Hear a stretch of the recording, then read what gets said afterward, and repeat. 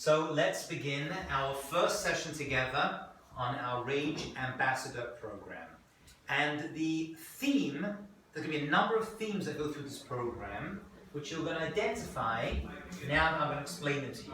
Each theme is really connected to a much bigger theme. Okay, so we're going to talk about community. We're going to talk about chesed, doing kindness. We're going to talk about Israel and community in Israel. We're going to talk about Hatzalah, right, the Jewish ambulance service. You're going to hear all about that. You're going to have speakers from all those programs. There's one thing that binds everything you're going to learn on this program together, and that is Ben Adam Lechaveiro. I know most of you, some of you don't read Hebrew, so I'm going to transliterate everything. Ben Adam. What does Ben mean? Between. Bain means between. Adam are people. That's Adama, right? It is connected, but not for now. So between people, le, to chavero, to friends, to others. Between people and others. Okay? This is the grouping that we are going to be looking at. The grouping of mitzvot, the ideas, the obligations we have to each other. Because basically in Judaism, there are three ways that we communicate our relationship to Judaism. Number one, Ben Adam LeMakom, between us and God. The second is Ben Adam LeChavero, between us and each other. And the third one is Ben Adam la'atzmo, a person's relationship to themselves. To themselves. All three need work. All three need to be worked on. We are primarily going to be working on this one, Ben Adam la'chavero, for this entire course that we're together over the next 10 weeks. Okay? Let me give you a visual understanding of this concept. If you walk into pretty much any synagogue in the entire world, somewhere in that synagogue, you'll see the following design.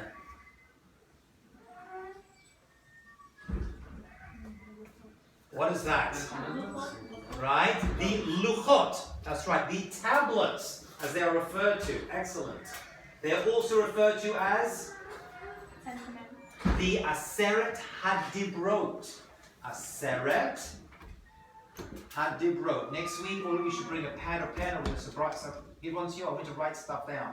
Aseret Hadibrot, which actually means what? Anybody know? Literally, 10 statements, not 10 commandments. Here's a great piece of trivia. How many commandments are there in the 10 commandments? 0. How many commandments in the 10 commandments? 13. That's a good trivia question. Number 2 is actually 4 commandments, that's why. Okay. So tablets are 10 statements. Somewhere in these 10 are statements that make us into the Jewish people. Come sit. Yes, right over there, Hanson. Okay. So everything about us is going to be this connection, these 10 statements. All of Judaism can be understood if you know what these 10 statements are. I'm not going to go through all 10, do not worry. But I want to look at the design. This is not the original design of the 10 Commandments. This was made maybe 600-700 years ago, and is actually meant to be a heart. Is that the shape of a heart? On the tablets. And it's based upon a verse in scriptures that says we shall put our heart upon your Torah, upon your commandments. So it's actually a heart. See the heart shape? Valentine's Day, you get it? On the Torah itself, 2 sides of the heart, right?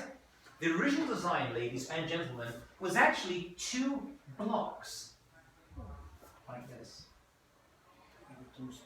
2 stones, that's absolutely correct. 2 stones like this.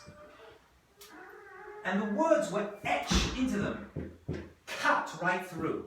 There's 2 ways you can give information to other people. You can write on something, and the information stays on top. Like a Torah, everyone's got a Torah scroll, right? It's got ink on top. But there's another way, and that is to cut it into it. What do you think the difference is between them? If something is written on top or something is etched inside? Ink can rub off. ink can rub off, and it does rub off, by the way. It's a big problem. And many synagogues, they'll be like, oh, there's a letter missing, one letter missing from the Torah. We're going to talk about that, by the way. It's very important. One letter missing, the entire Torah is pasul. It cannot be used. Because every letter is like every Jew, by the way.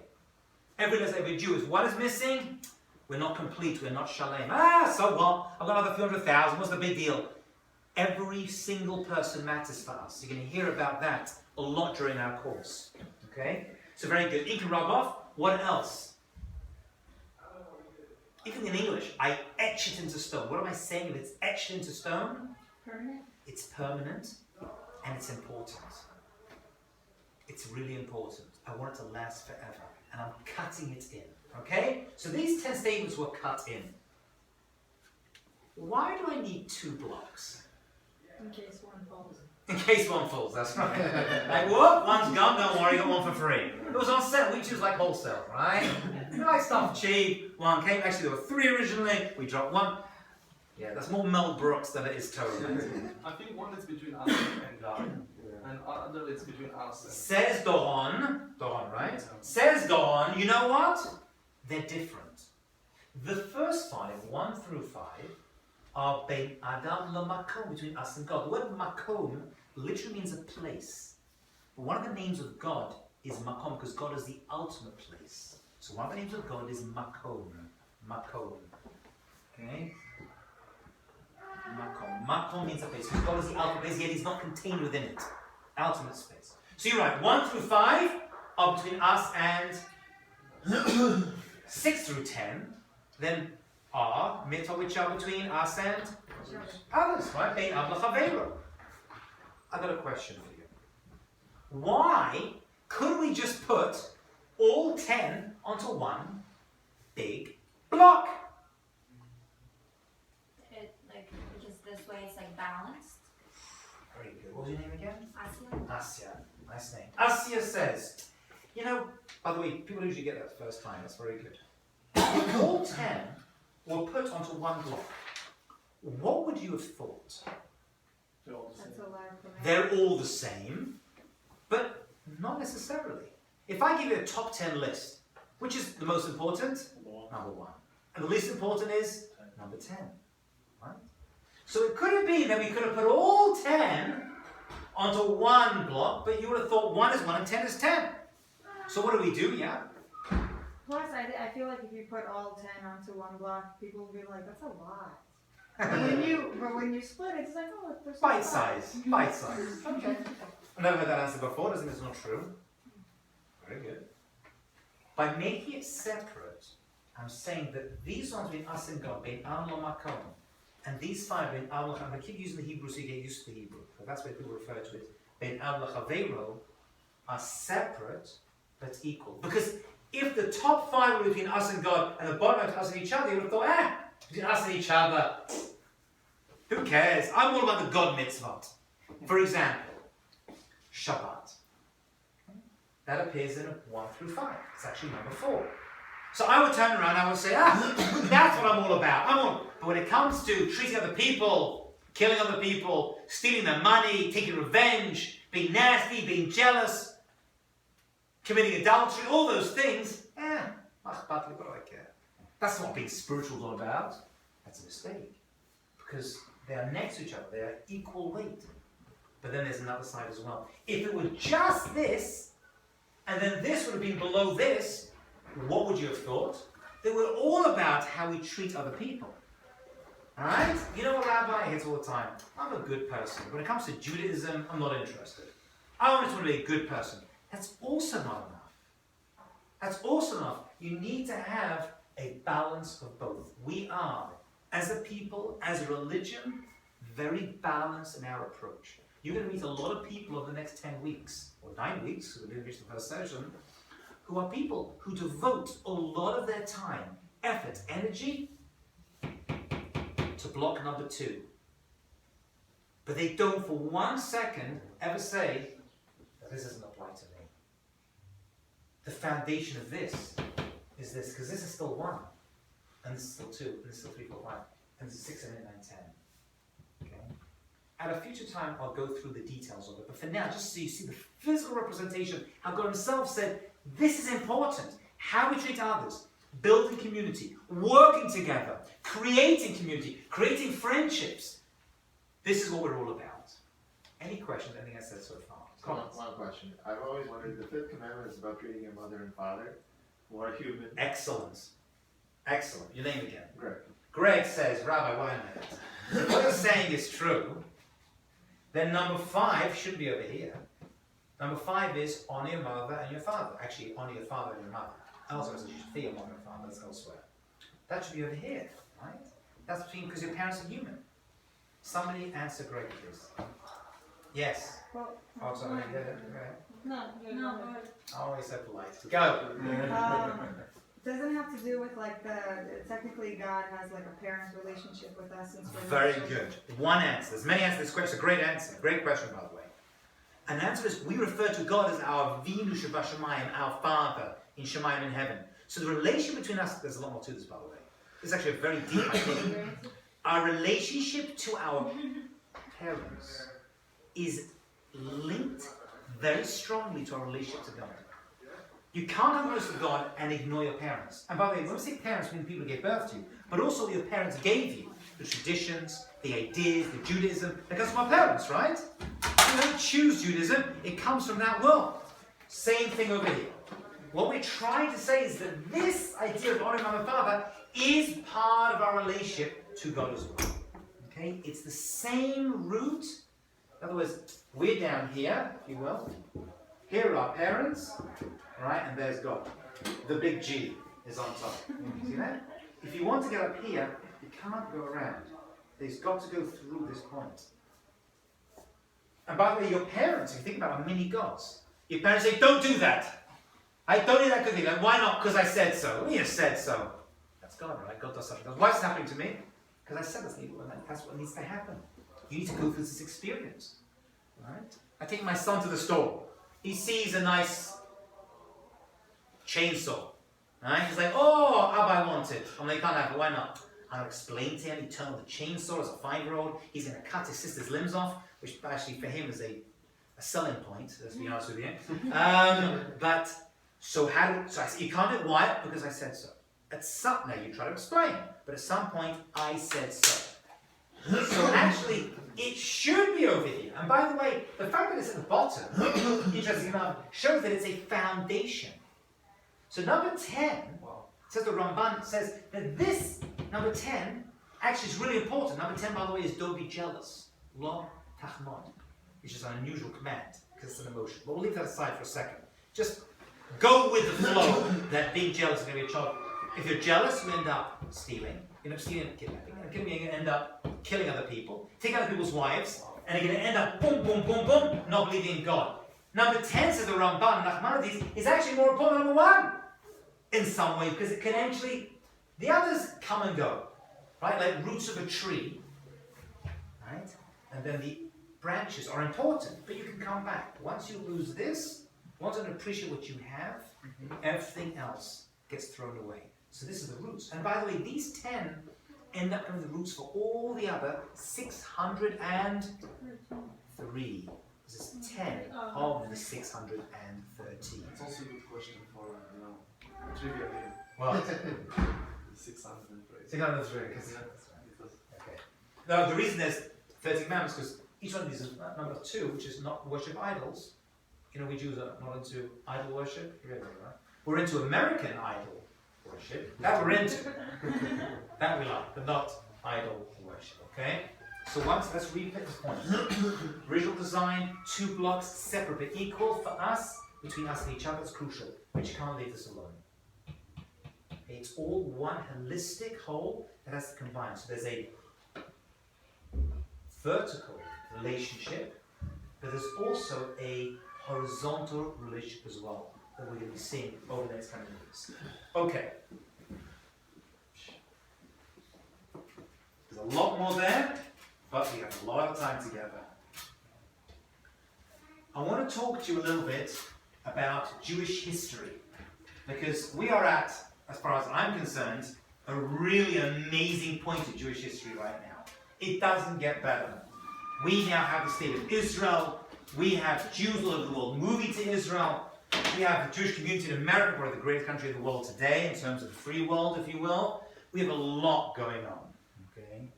It didn't start with us. We like to think that it did, right? I think, yeah, you know what? The whole world started with me. When I came on the scene, that's when the whole thing got going. It took hundreds and thousands of people for each and every one of us to be sitting here in 2016 and identifying as a Jew. Right? Right? Each one of you came from different countries, right? Your ancestors come from Yes, sir. Kazakhstan. Kazakhstan, USSR. Ancestors? No, from this one. From where? No, from Kiev. Kiev, Yes, sir. USSR, Ukraine. Ukraine. All right.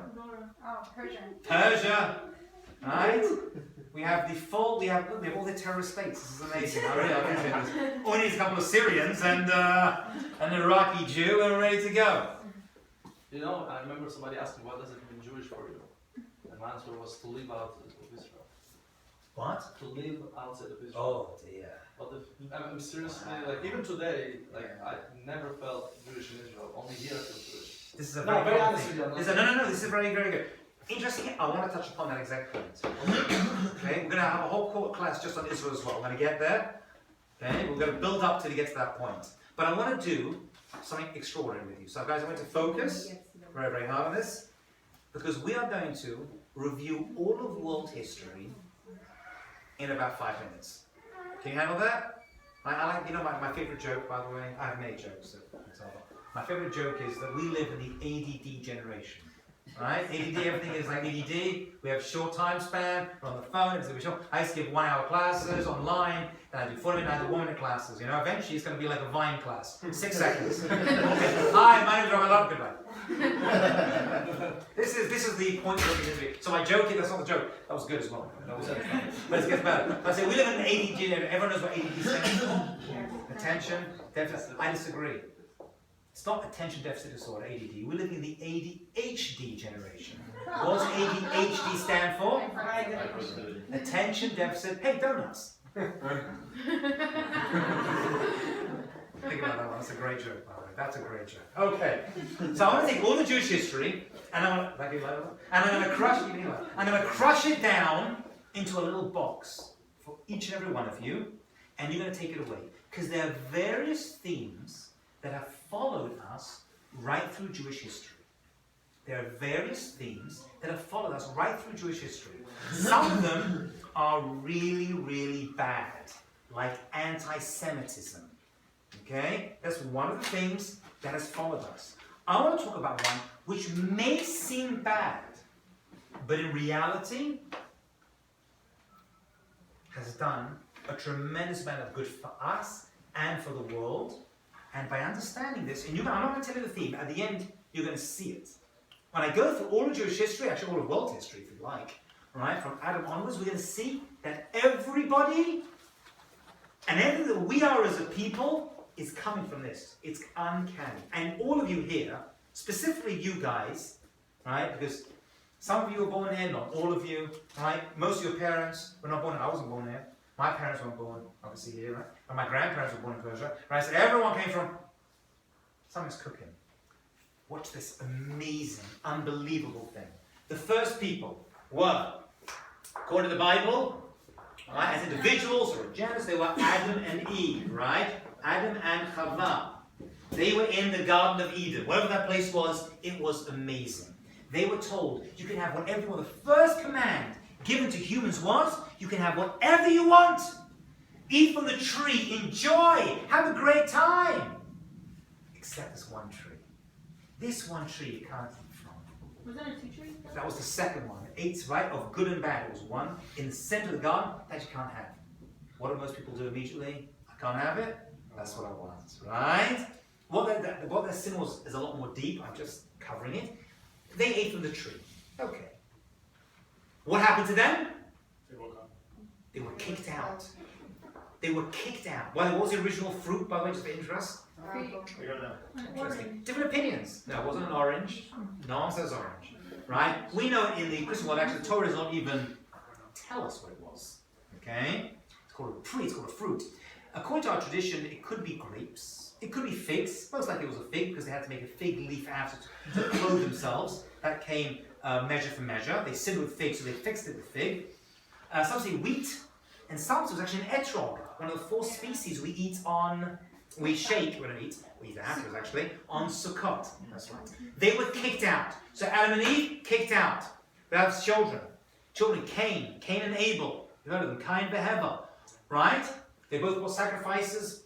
Hevel's was not accepted. He got very upset. Hevel's was accepted. Cain's was not. What does Cain do? Cain gets very, very upset. What does he do? He kills Hevel. Okay, we're going to talk about that story. There's a lot of depth to that story. We're going to talk about that story. Is everything you need to know about human relations, about responsibility to others, actually comes from that story. We're going to come to it. What was the punishment of Cain for killing Hevel, Cain for killing Abel? He becomes a wanderer. He has to move. Adam and Eve sin, move. Cain moves. Let's jump down. There were 10 generations from Adam to Noah. There's many people in between. Let's go to Noah. You know Noah, right? He lived in a very, very bad generation. God decided that the entire generation would be wiped out with a flood, which they weren't, and he survived. Okay? What that problem was is not for now, but it was an interesting problem. It was mostly between them and each other. Now Noah was put onto a big ship, ark, right, a teva, that he himself had to build. That's also interesting. It wasn't just given out like a spaceship came out. And what could have God done? God could have protected Noah and sent to Israel. You know, most of Israel was not affected by the flood, or if it was only indirect. Israel was so holy, it wasn't affected by the flood. It didn't need to go through the mikveh. Hold on 1 second, my darling. Hold your question. I love questions, but I need it at the right time. Comes along Noah, and Noah is now having to move. We have a chair for you over here, sir. Don't need one. Don't need one. You're a stander. So what happens? Noah has to move. And move. And move. He could have gone to Israel. He could have sat down in a lot. God could have said, you don't take the animals. Go to a lot. Right? Sit down on the deck chair. Hang out. Have a falafel. Have a shawarma. Or a shawaffle, which is a mixture, by the way. Right? Let's mix together. Put in the lava. Comes a real thing, yeah, by the way. Enough calories there to explode a person, right? Put enough tajin in there. Sits down. But it's only good when it goes down your arm. You need the tajin and hummus to drip down your arm, or it's not worth eating. And all the oil. And just sit there. And Hashem said, no, you've got to move. We're going to jump. We're going to jump 10 generations. We have 10 from Adam to Noah, and there's another 10. 10, by the way, is a very important number. We have a whole class just on numbers later on. They're important. We now go 10 generations from Noah down to Abraham, right? There were other very important people in between, but Abraham was the one who really figured it out. Abraham, and we'll put his wife here as well. Sarah, because she was part of a package deal. So we have 10 generations here too. Abraham was doing very, very well. Abraham was living in Orkast in modern-day Iraq. And he was doing so well, he was bringing people back to God. What did he do? How did he bring people back to God? Cousin? He fed them. It's hard to believe that people need to be fed in order to come close to God, but we know that's true, right? Grab my nose. You want people to come to classes? You got to feed them, right? Chinese food. By the way, who was eating Chinese food before we turned up? It wasn't the Chinese. Don't eat that garbage. I'll tell you right now. So Abraham and Sarah came along and they wanted to change the world. They wanted to affect the world. They wanted the world to become a better place. What was the main challenge of that generation? What were most people up to? We already mentioned it. Right, idol worship, not American idol worship, the real deal. And how do they worship their idols? This is very important information. You must know this. They used to kill their children. Now that may sound crazy to you, but that's the way they did it. Whether it was Moloch thrown into a fire, sacrificing their kids, that's the way they did it. For them, that's how you come close to God. You think it's crazy? Sounds nuts, right? Great, they're still doing it. People are still walking around the world, blowing themselves up, and the parents are allowing their kids, right? Look at Israel today. Tens, if not hundreds of people are willing to give their life up and kill for God. And Abraham said, thousands of years ago, don't die for God. Live for God. Die for God is easy. Put it in a backpack, go to a restaurant, to a sparrow, get onto a bus, blow yourself up. That's all God wants. God says, live for me. And all the mitzvot in the Torah can be negated, pretty much all of them, except 3, not for now, to improve and to increase a person's life by one moment. You can break Shabbat in order to save a life. We know that. Shabbat's very important. Very important. We're going to talk about it. But nothing is more important than life. Life is what we're all about. Live for the mitzvah. V'chai behem, says the Torah. Live for them. That's what we're all about. And Abraham was telling the world to do that. Now I've told you that piece of information. Now you understand the 10th test of Abraham and why it was so difficult. What was that test? The 10th test of Abraham was to sacrifice his son Yitzchak. Hello? Now you understand why it was a double test. One, to kill his son, his only son, the one he loved, the one who's going to become the future of the Jewish people. Test number two was... What he believed in. He spent his whole life saying, don't kill your kids. And now he's being told to kill his son. Doesn't make sense. What does that really mean? What does that really mean? That means he's walking up the mountain, Mount Moriah, the future site of the temple in Jerusalem. People are like, hey, Abraham, where are you off to today? Oh, just go up the mountain to do what? Kill my son. Kill your son? You spent the last 100 years telling us, don't kill children, and now you're doing it. What did Abraham have to say? I was wrong. He wasn't, by the way. Which is why God didn't allow him to kill his son. By the way, how do you inform other people not to do something? You live the lesson. And so you got to stand on a mountain. Mountains in Torah always represents high peaks, important places. Right? A desert represents a place of death and challenge. A mountain is an important place. So he stands on a mountain and says, this we don't do. So it was a lesson. But for him it was a test, because he thought he had to do it. And he was willing to do it. And by the according to Kabbalah, he did do it, to some degree. And Yitzchak after that was a korban, an ola tamima, they call him. A perfect sacrifice. And his ashes, we say in our tefillah, in our prayer sometimes, are munach al mizbeach, in front of the altar. He was so willing to do it, as though he did. So after all of that, where does Abraham go? To Egypt. He leaves his father's house. He's told to, what's the command? Destroy all You know it. Destroy the idols. idols. In the Torah it says he was told to lech lecha. What does lech mean? If you've ever been to Israel before, lech means Go for Walk. yourself. go. No, lech means go. Lech means go. Lech. Right, in Israel, right? You get to traffic for 2 minutes. Lech. By the way, traffic in Israel, you learn that lesson the best, right? We all know this. We all know that in America, here in Brooklyn and Queens, where, by the way, the drivers are completely crazy. That's why you know. Queens are absolutely insane. Red lights don't exist for them. You get a red light in Queens, as soon as it turns green, you get a honk. It goes red, green, immediately, right? I'm saying that. Red, green, In Israel, they take this to a Zen level. In Israel, the light's red and they honk. They're like, hey, hurry. It's still red. He's like, it will be green soon. In Israel, Okay, so they invented the yellow light before the green light, so you feel like you're getting something. Left means go. He was doing so well. He was affecting thousands and thousands of people. By the way, what happened to all the people that Abraham and Sarah affected? And there were many of them. What happened to them? Where did they go? They didn't become the Jewish people. Abraham's descendants became the Jewish people. What happened to all the Talmidim and Talmidot students that they had? You ever think about that? He affected all these people. What happened to them? I have a question. Hold on, I'm going to go to let me answer my. Can't answer my question with a question. No, it's I know, get him. I got you, sister. Right? What happened to all the students? I'm going to leave it as a question. Hold on to that question, and I want to give you an answer. There's many answers to it. I'll give you one answer later on, but it's actually very revealing.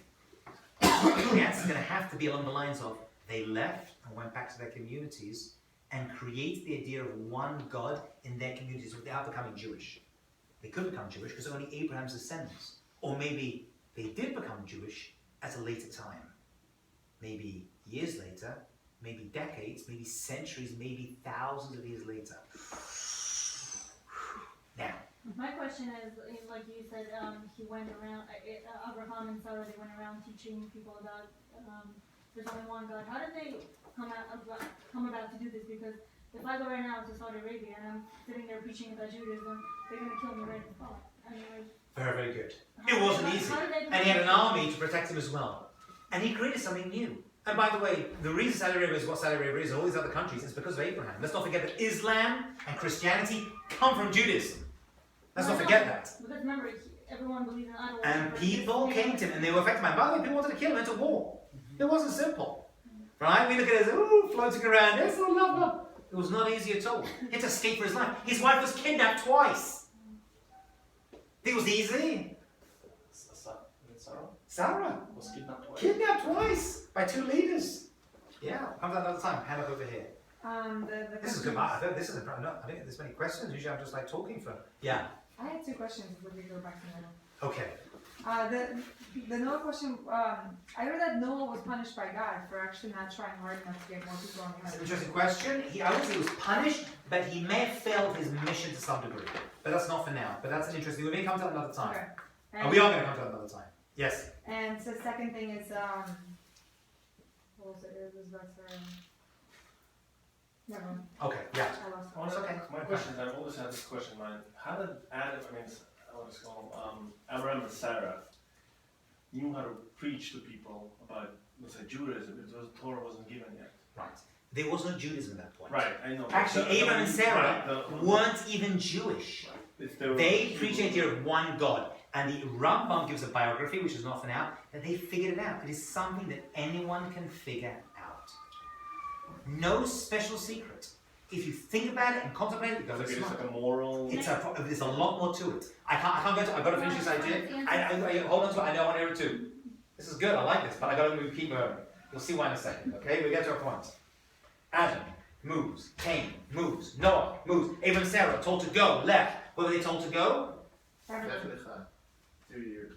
They weren't told to go to Canaan. They were told to a land which I will show you. They weren't even told the destination. Hold on to that. That's very, very important.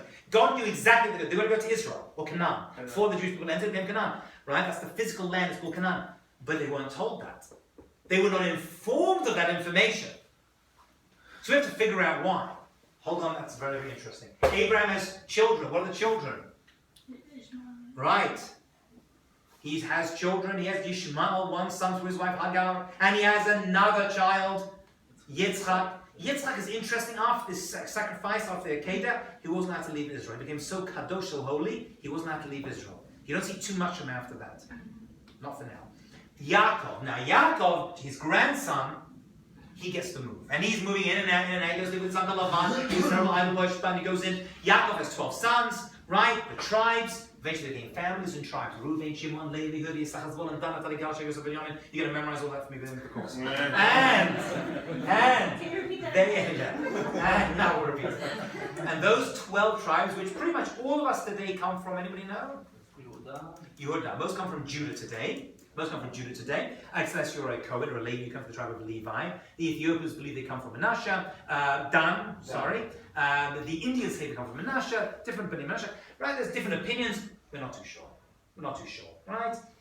Pretty much everyone comes from Yehuda itself. Sorry, I just want to say hi. That's okay, brother. I just enjoy looking at his face. Come in, handsome. Just want to say hi, everybody. I'm his biggest fan, by the way. I'm his biggest fan. Although he's a McLaren, I still love him very, very much. But when I shake his hand, I count my fingers. I'm missing a finger! Love you. Okay. I love that. You appreciate it. Ashkenazim don't get this stuff. I need like the Russians. Okay, fine. You got those jokes? Yeah. You're part of the team right now. So. Okay, fine. So we now have the 12 tribes, right? What happens to them? Right? They end up in Israel. There's a big famine. They sell Joseph. He goes down to Israel, right? Or Canaan as it was then. Joseph goes down. The brothers end up down in Egypt as well. Now we're in Egypt. How long are the Jewish people in Egypt for? 420. We're told that over 400 years, end up 210. God took 400, he took away 190. Thank God, we wouldn't survive, by the way. We're about to completely assimilate. Actually, only. What percentage of the Jewish people left Egypt according to our tradition? 20%. Hamushim Yalu. 20%. 20% says Rashi left. 80% never got out of Egypt. Now, we learn as children, what happened to them? They died in the plague of... Come on. No, not the Choros. They died in the darkness, the Choshech. Remember that? according to many opinions, actually, only some died. Most of them just didn't want to leave. They're like, you go. Is it We because like they in were Egypt. assimilated? Is it because they were assimilated? Yes! It was a big thing to go and leave Egypt.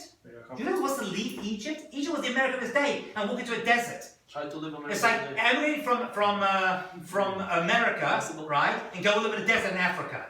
I mean, there's one or two crazy people, but most people are like, yeah, they're from Africa here. Zimbabwe. Right? Seriously. But I'm not joking, but I mean very, very serious. I'm not making fun, I'm very, very serious.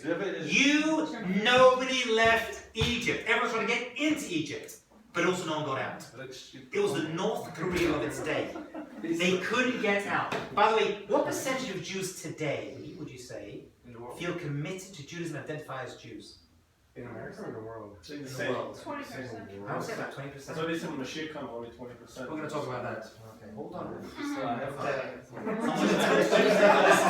So it's better for me. Okay, 210 is about. It's going to be a long 10 weeks, I can see that already. we good until 10 o'clock. Very good. I got a social life, buddy. I don't know about you, Carl. I got a place to be. Fine. So we. He could stay here as Oh long my as he God. wants. Fine. Darren's gonna be here long. We leave Egypt. Shh, where do we go? Where do we go? Into a desert. Desert. For how long?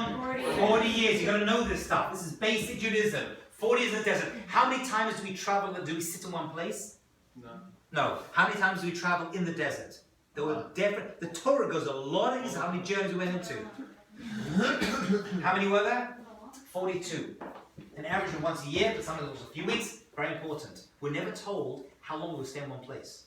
We got there. Could be a day. Could be a month. Could be a year. Could be a decade. What is the whole point of the wandering in the desert? That's the question. That's the question. And how do we travel? Suddenly the clouds started moving, fold up, they picked up the Aaron, and they followed it. We never knew how long we were going to be there. Imagine living like that. Imagine walking into a house, you arrive there, how long am I going to be here for? One day, it could be a year, it could be 10 years. What does that do to you as a people? Think about that. Creative. Think. What does it Actually, do to a you people who live their entire life not knowing how long they'll be in one place? This whole thing Smart. is all of Jewish history summed up. Everything happens after those 40 years, which is the majority of the Torah, and the Ark, and the Mishkan, and Shabbat, everything else, comes down to this. Eventually, we get into the land of Israel. Okay? We're there for hundreds of years. Moses does not make it in. Why is not for now? We'll discuss the idea of leadership, do a whole course just on leadership. The Jewish people leave, and where do they end up? In the heart of Jerusalem, right? King David, all the kings, you have King Solomon builds the temple. Right, so you have hundreds of years in Israel, then we build a temple that lasts for 410 years. Okay? The temple eventually is destroyed. Okay? Jewish year 3338, right? Temple is destroyed, and the Jewish people are kicked out. Where do most of the Jewish people go to at this point? Right, actually all over, but mostly in Persia. Okay, so, and there's a 70-year gap between the first and second temples. That's very important. That's actually a prophecy of Jeremiah. Jeremiah tells us you're going to be 70 years outside. Right? So first of all, this begins the first of 4 exiles. Right? The Babylonian exile. We go to Babylon, Iraq, and we end up eventually in the Persian Median one. Where do we end up in Persia? What's the capital of Persia? Great Neck. That's correct. It's not? The second capital. Where do we end up? We end up in a place called Shushan, which is the capital. By the way, there's no coincidence. Wherever Jews end up is always the biggest, most powerful country in the world. It's a big question. Do we get attracted to that? Or we don't? Because, and when we leave, what happens? Collapse. Look at Russia. Right? Look at Persia. All these countries. Spain. As soon as the Jews leave, ends up folding in. There's not a coincidence to that as well. A very important question about this particular part of Jewish history. Go. Is this where we lose the 10 tribes? Right. 10 tribes actually They is went going to to. Syria. It's the beginning of it. The beginning of it, for sure. Time of Shlomo Melech, his kingdom died. The tribes, his children, his kids have to live. That's why we have evidence to this. Ethiopians say they're from the first temple period. Yeah. Right? They found they had all the holidays except Purim and Hanukkah they didn't have. Because Purim happens in between the 70 years, and Hanukkah was 200 years later in the time of the Second Temple.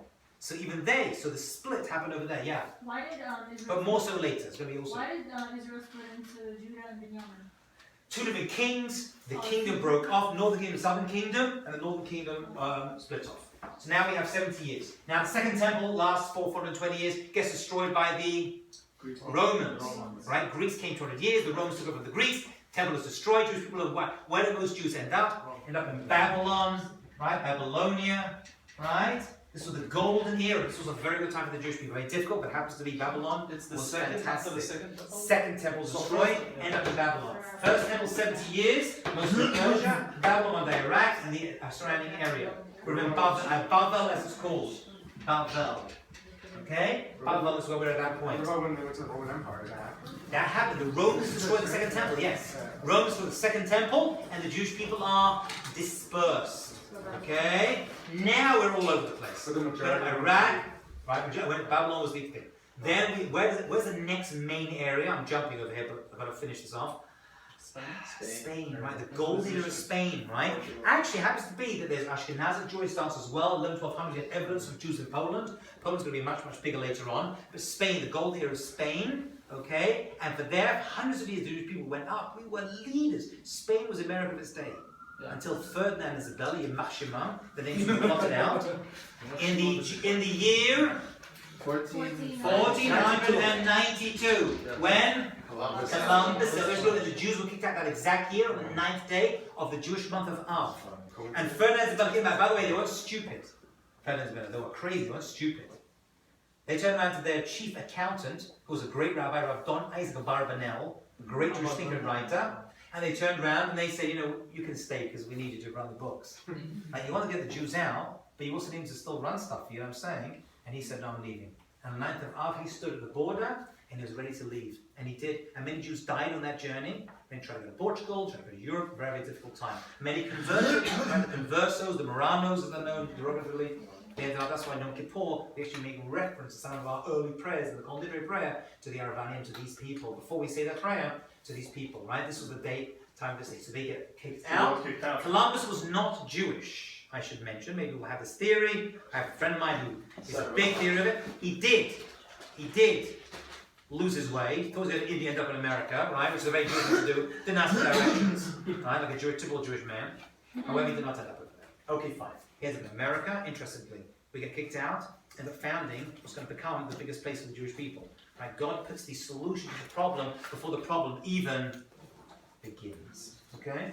So now, where are the next Jews? The next big area, so we have Jews in the Middle East, we have Jews in Persia starting around this time, Jews in Iraq, all these countries. Poland, however, all of you here, except the Persians, all of you here, pretty much, if you're Russian for sure, have ancestry, yes, have ancestry in Poland. Right? Polish Jewry was massive. I lead trips to Poland once a year. You'll be going to Poland, the Warsaw Cemetery, which we will be visiting. The Warsaw Cemetery has within it the graves of 350,000 Jews. Do you know what that is? That's just one cemetery. Poland was everything. Most Jews were in Poland.